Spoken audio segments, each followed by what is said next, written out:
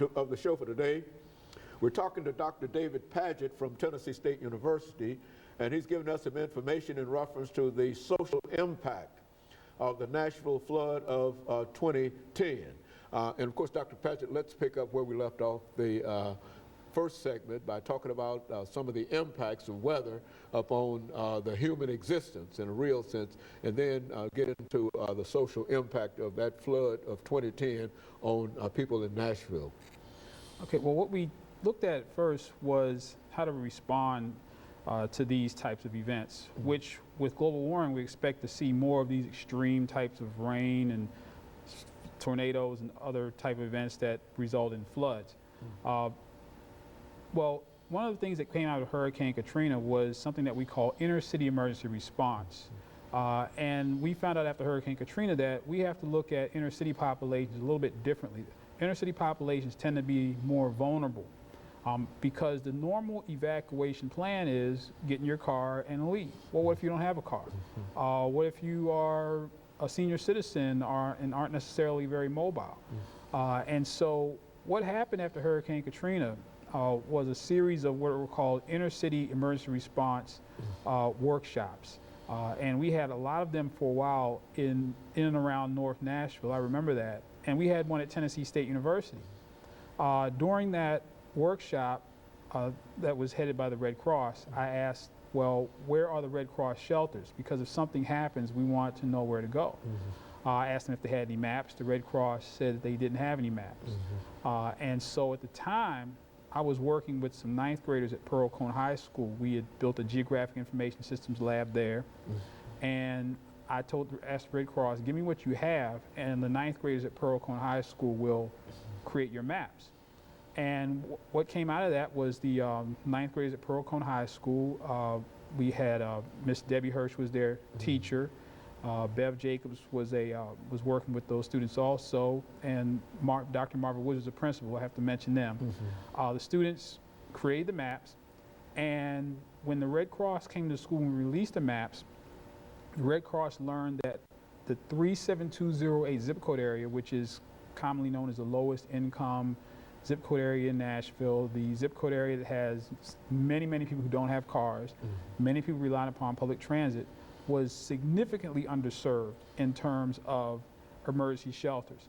So if there was a flood or if there was some catastrophe, people in the lowest income, the most vulnerable community in Nashville wouldn't have any place else to go. And the only way the Red Cross discovered that at the time was because we highlighted that on a map.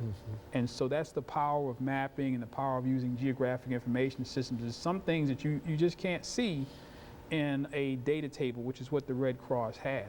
When we put it on a map, they said, oh, we need to reach out to this community. And so about 80% of Red Cross shelters are faith-based organizations. And so not too long after that, they started to partner with the National Baptist Convention in trying to get more shelters reestablished in North Nashville, specifically in the 37208 zip code area.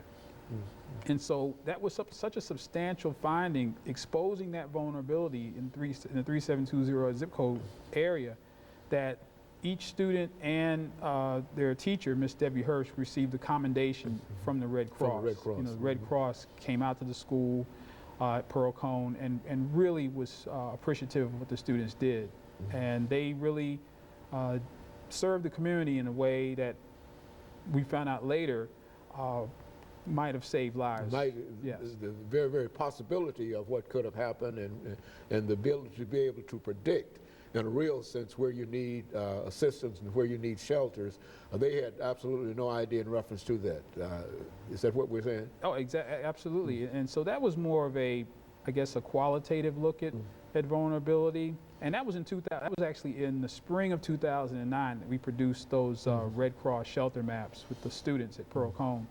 And then, of course, we know what happened the following spring.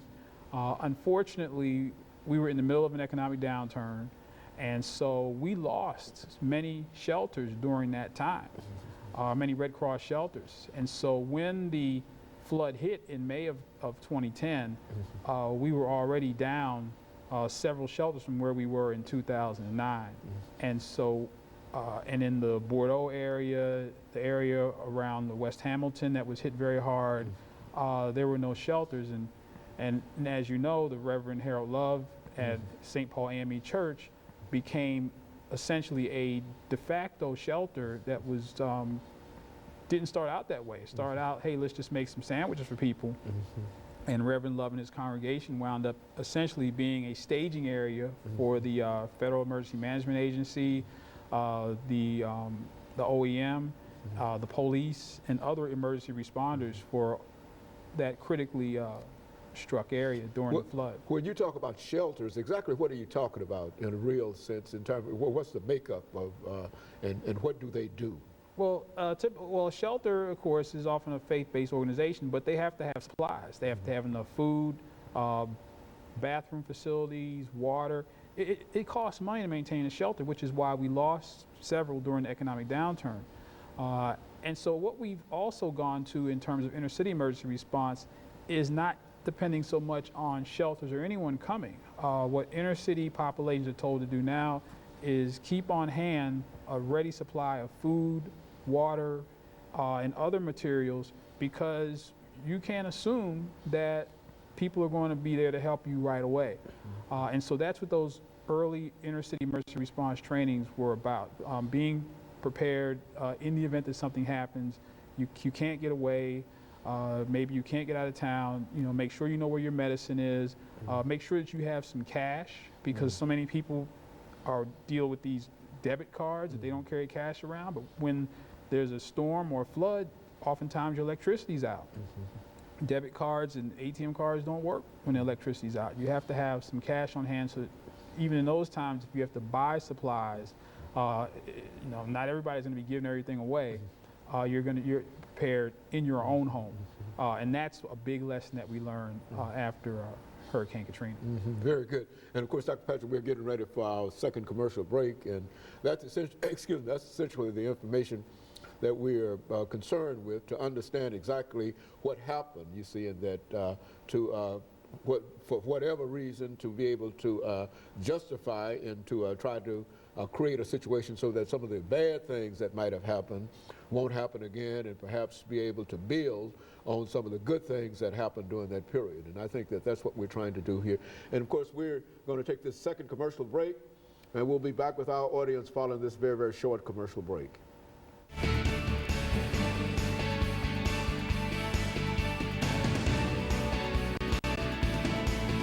To the final segment of the show for today.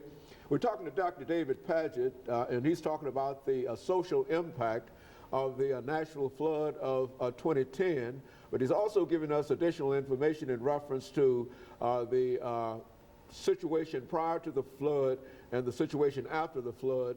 And of course, Dr. Padgett, let's continue our discussion during this final segment dealing with the social impact of the Nashville flood. Okay, so even after the flood of 2010, we continue to look at this flood in terms of both its physical nature and its social impacts upon communities.